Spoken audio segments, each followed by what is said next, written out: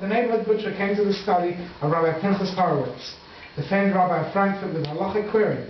A defect has been discovered in the lung of a slaughtered ox, raising the possibility that it might be treif. It was a complex borderline case, and the rabbi spent many hours studying the rules of the great halachic authorities of previous generations, several of whom were inclined to forbid the meat under such circumstances.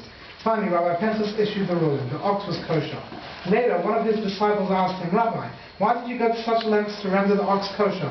After all, the shach of Shabbos Cohen deemed it treif. Would it not have been more advisable simply to throw away the meat rather than risk transgressing such a serious prohibition?"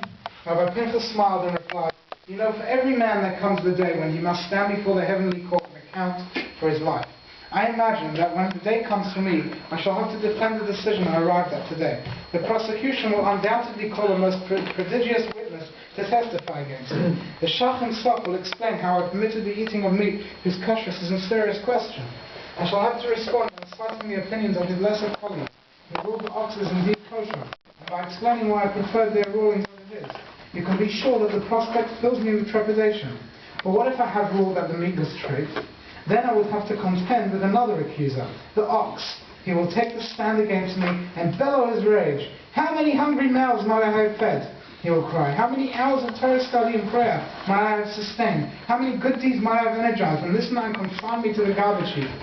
While there were grounds for rendering me kosher, to be sure, I could call on the great shach to defend me. But all things considered, I would rather take my chances against the shach than confront an angry ox in court.'"